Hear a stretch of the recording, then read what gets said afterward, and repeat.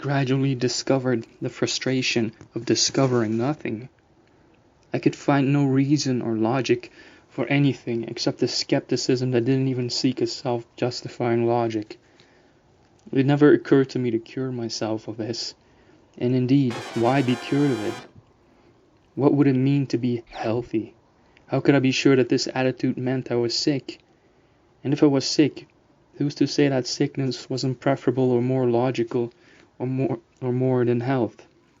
If health was preferable, then wasn't I sick due to some natural cause?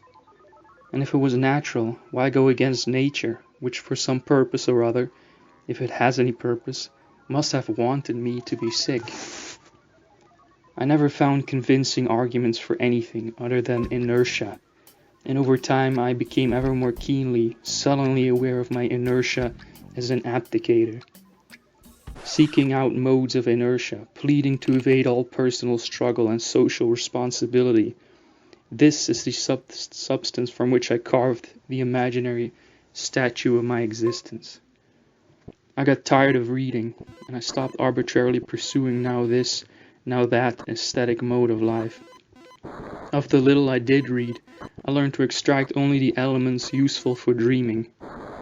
Of the little I saw and heard, I strove to take away only what could be prolonged in me as a distant and distorted reflection.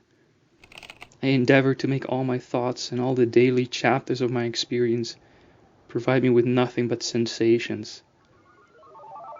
I gave my life an aesthetic orientation, and I made that aesthetic utterly personal, exclusively my own. The next step in the development of my inner hedonism was to shun all sensibility to things social. I shielded myself against feeling ridiculous. I learned to be insensitive to the appeals of instinct and to the entreaties of. I reduced my contact with others to a minimum. I did my best to lose all attachment to life. In time, I even shed my desire for glory, like a sleepy man who takes off his clothes to go to bed. We are sorry. A dial tone of 2600 Hz is required to activate this trunk line. Please try again later.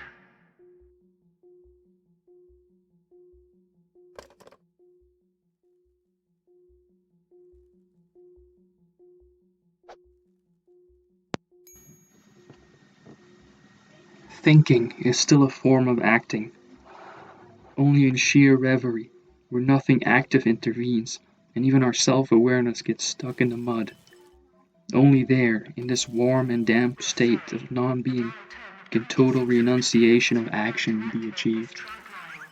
To stop trying to understand, to stop analyzing, to see ourselves as we see nature, to view our impressions as we view a field, that is true wisdom. To activate adult pay-per-view on your television, dial 2 now. These charges will appear on your credit card statement.